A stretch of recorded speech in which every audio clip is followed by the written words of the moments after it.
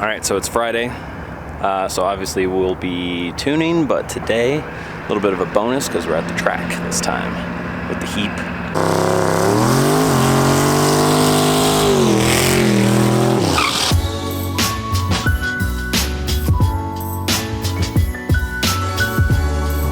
Curious to see how much it weighs. He just got through tech, and yep, we're rolling up right now. Let's see what it weighed. 3140. 3140. That is a lot lighter than we thought it was going to be. We thought it was going to be like 35 or something like that. 31. That's really light, dude. I was thinking 3,500. Yeah, I was thinking 34, 3,500. What did it weigh last year? 2,950. Oh, I thought it was already over 3,000. But we changed the gearbox. We changed a bunch of stuff.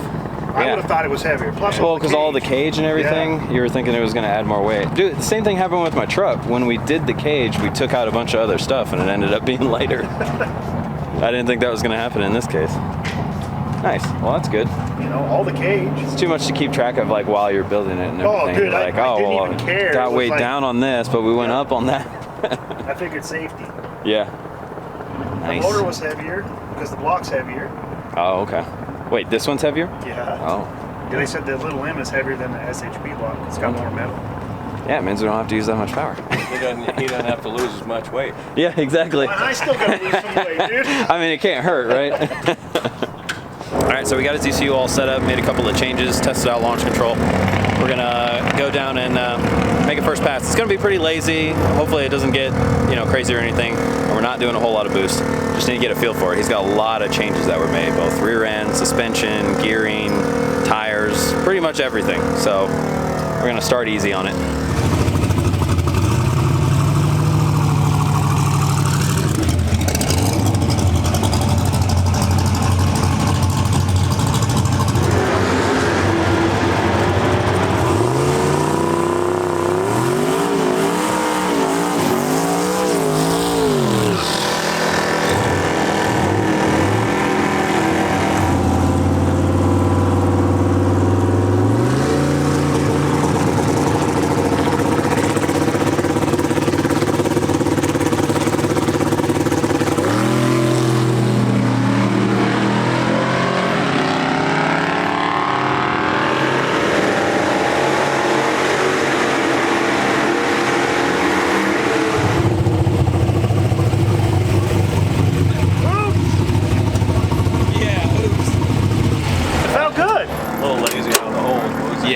Very lazy. 1.5. Oh, really? Oh, that's still, it didn't even look like that. No, it didn't. That was very 1.5. Yeah. Man, these glides make it look lazy. Dude, it went 140 mile an hour. Yeah. My fastest was 988. My fastest was a 940 at 143. 940. And I just went a 980 at 139. You know what? I bet you I probably set that cut too low. Remember how I was trying to figure out what PSIG is for the cut? Okay. Probably just set it too low. Yeah, because it was like, something's rubbing. Oh, really? At the end of the track, I heard. So, that was cool. Yeah, no, that was good. Hopefully that bump's weird. It is, I know. I was like, is he going to push it again? You needed to push it like one more time to get it solid into that. Yeah. It was sitting there flashing. I'm like, fuck. That'll screw with some people though. So actually, that's a nice amount of bump.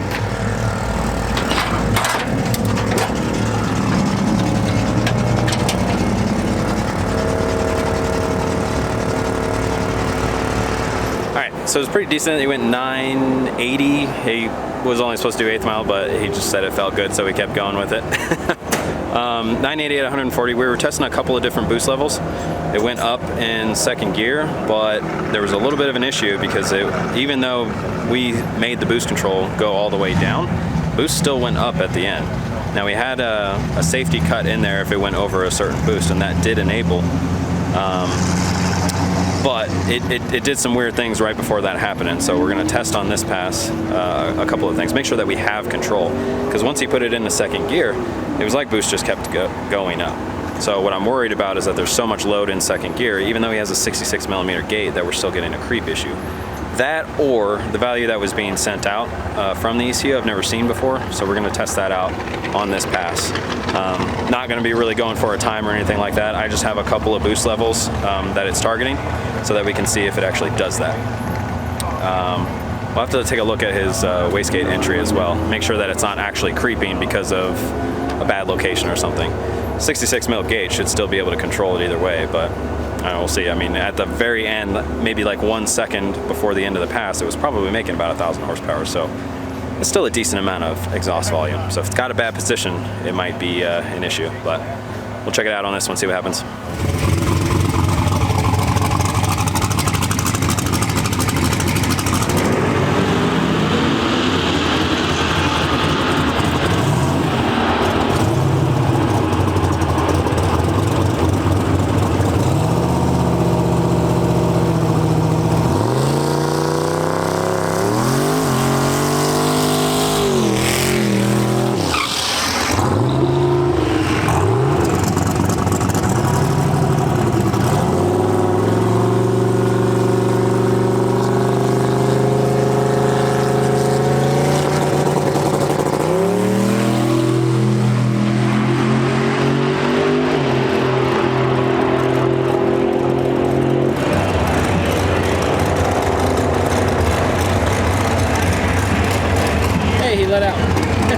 So that pass, it went well as far as, you know, the data that we needed to get.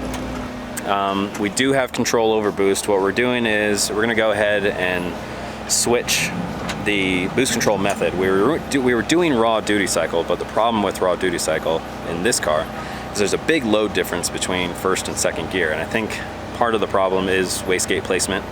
I think it's only bleeding the majority of his exhaust from one bank. The other bank is still too easy to go into the turbo, so I think that's why we're getting some creep with even a relatively large gate. So on this one, we switched it over to feedback based to hopefully help. The ECU is going to help us neck down the duty cycle, because I have to give it a base table of what duty cycle should yield what boost, but that only works in first gear, unfortunately. And then as soon as he goes into second gear, it requires a drastically lower duty cycle for the same boost. And so we're going to see how quickly Holley can neck that down. We might have to change some of the PID parameters to get it to come down quicker. We're going to see how this one goes. We're testing all of this at relatively low boost levels. 0% duty cycle on that run in second gear still yielded about 10 pounds. So it's going to have to do quite a bit of work, considering it takes about 40% duty cycle in first gear to yield that same boost. So that's the problem that we're dealing with. We're going to try to do a workaround, but realistically he's probably going to have to change up the wastegate position and his collector setup in there.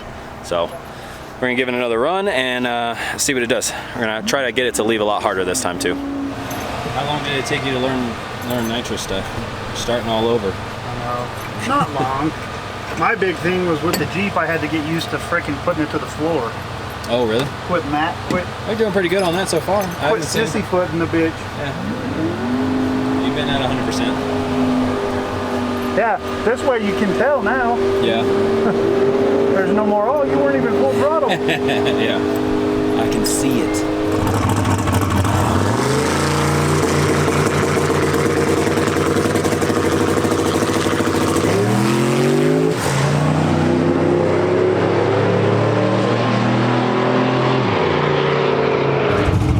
So that one didn't go quite as planned either. Power started coming in, it actually lifted the wheels a little bit, like you can see there, but the pipe blew off right on the throttle body. I think it was just over time. We hadn't tightened it or anything since we started, and I think it just was wiggling itself off the whole time because it popped off at only 5 psi. So crazy thing was it also tried to do a wheelie at 5 psi, so we gotta really be gentle with this thing and see if we can get some good power progression in it. So we're going to try it again with that clamp tightened, and we progress the power in a little bit softer this time. See what it does.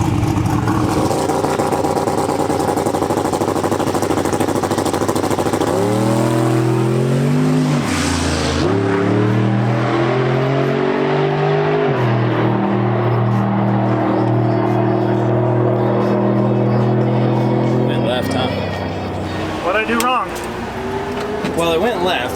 I don't know if he steered left or if it just went. No, it pulled left. Okay. Didn't look like it was going to come up and stay up. but I didn't stay in it. Right, well, because it was fucking going up and turning.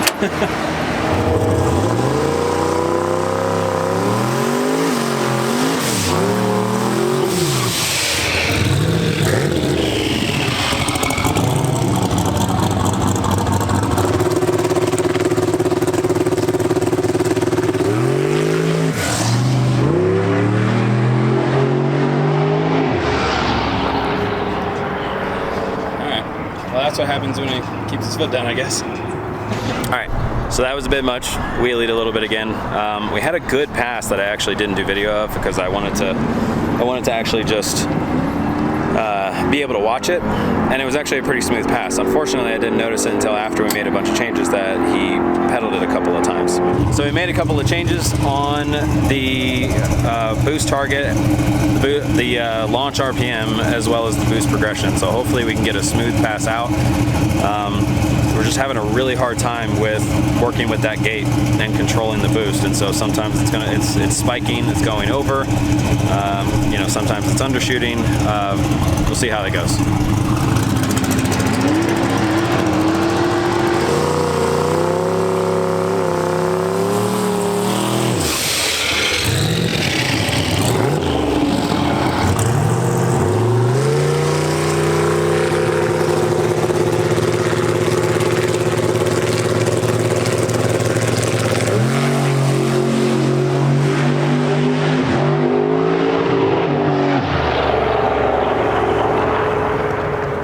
Alright guys, so that went, it could have gone a lot better, that's for sure, but there's a lot of changes. We needed to shake things down. We did find there were some pretty big issues. So the power control issues that we were having a problem with, the load difference between first and second, turns out that was a pretty serious exhaust pressure issue. We should have looked at it sooner, but didn't really cross our mind because he had a friend that used the same size turbo on similar power, and it wasn't an issue. But we actually had so much exhaust pressure that we were expanding one of the flex tubes in the exhaust system before the turbo. So he's probably not going to race it tomorrow, and he's going to get a bigger hot side on the turbo, and that should actually solve a lot of the issues that we were having. So the load difference between first and second shouldn't have been that big of a difference in duty cycle, and I think once he has that bigger exhaust housing, that's not going to be a problem anymore. So we should have pretty reliable boost control at that point, so we won't have a hard time with ramping things up real fast, too fast, you know, having such a low duty cycle in first gear to yield the same boost that second gear takes to do the same thing. So I think that's the root of a lot of the problems that we were having, shooting for power control. So once he gets that, we'll take it back out, we'll give it another try. But all in all, it went pretty well though. I mean, that's the fastest he's ever been in the quarter. It went 9.2 on a pretty garbage pass at over 155 mile an hour. So the engine was making good power. That part of the program wasn't the issue. It was just a severe back pressure issue, which then also trickled down to power control issues, which kept us from being able to consistently get the front half down. So the short track was kind of garbage today because we were fighting that. Top end was only good because we couldn't control boost down as low as we wanted it to do. There's no reason we were not shooting for 155 trap by any means. We wanted to be concentrated more on the short track, and we just couldn't do that today. So that's what happens though. Brand new setup, first time ever going turbo on that car, on that engine. So it could have gone a lot worse. Drove back into the trailer. Yeah, we sorted out a lot of stuff. So I think I'm happy with the session overall. We'll get another one going and it'll be even better, I'm sure. So yeah, I guess as usual, like, share, subscribe, hit the notification bell so you see when we're going live. Yeah, actually that's about it. Hopefully, I'm not sure when I'm going to release this, but hopefully there will be a Civic video of some pretty good progress coming up on the usual day, Thursday morning. So keep an eye out for that, and yeah, we'll see you next time. Thanks.